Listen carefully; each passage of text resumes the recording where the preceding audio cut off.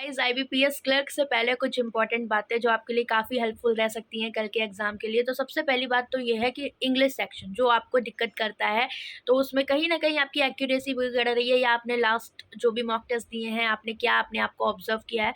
तो एक बात मेरी आप ध्यान रखिएगा क्या कि इंग्लिश का पेपर उतना ज़्यादा टफ़ आपका नहीं आएगा। बस एक चीज़ ध्यान रखनी है आपको क्या, कि अगर आप आरसी के क्वेश्चंस को सॉल्व कर रहे हैं, तो क्वेश्चन से आरसी पर जाएँगे, ठीक है? ये नहीं कि आरसी से क्वेश्चन पर जा रहे हैं, क्वेश्चन पढ़िए फिर उसके बाद आरसी पर जाइएगा।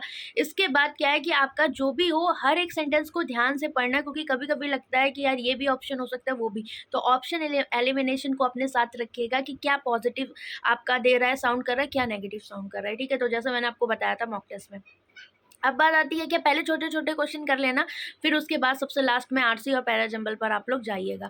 अब मैथ सेक्शन का क्या सीक्वेंस होना चाहिए वो सुन लो आप, कि मैथ सेक्शन में देखो आपको वहाँ पर स्पीड मैथ्स के भी टॉपिक मिलेंगे, क्योंकि ये क्लैरिकल का एग्जाम है, फिर भी हम 10 नंबर का मिनिमम मान के चल रहे हैं, ठीक है? मैक्सिमम और मिनिमम आपका यही है कि चलो 10 से 15 हो गया या फिर जो भी हो, अब वो तो कल ही पता लगेगा, लेकिन हम 10 नंबर का मान के चलते हैं स्पीड मैथ्स। तो बाकी का आपका आता है डीआई और अर्थमेटिक का सेक्शन, तो डीआई को आप इसके बाद अटेम्प्ट करोगे, ठीक है? अब बात आती है कि अर्थमेटिक मैम रह जाती है एग्जाम में, तो अर्थमेटिक में कुछ पोर्शन जो आपका आपने कर रखे, अगर आपने मेरी क्लास कर रखी तो आप समझ लो आपने सारे टाइप कर रखे हैं, एक आध क्वेश्चन भले ही डिफरेंट मिल जाए बट सारी लैंग्वेज आप कर चुके हो, ठीक? तो बस आपको जिस भी चीज़ में कॉन्फिडेंस है, हाँ ये किया हुआ है इस तरह का, तो उसको सबसे पहले आपको अटेम्प्ट करना है, ठीक? और थोड़ा सा बाय ऑप्शन वाली जो टेक्निक बताई थी उसे भी ध्यान रखिएगा, मल्टीपल वाला, कि हमें कैसे जल्दी एग्जाम में करना है।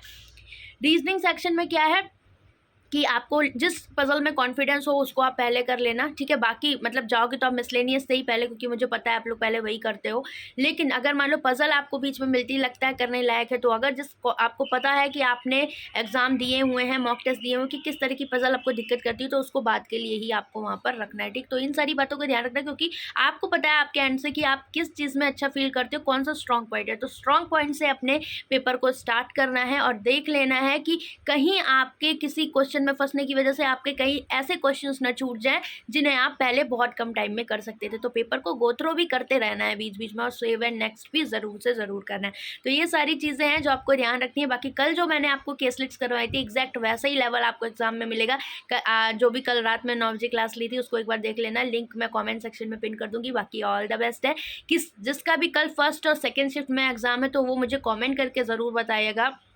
अपना नाम और टेलीग्राम का लिंक मैं आपको शेयर कर दूँगी, तो मैक्सिमम मिनिमम मेरी आईडी है, उस पर आप लोग क्वेश्चन ज़रूर शेयर कर दीजिएगा ताकि सबकी हेल्प हो पाए, ठीक? तो चलिए bye bye, take care and all the best.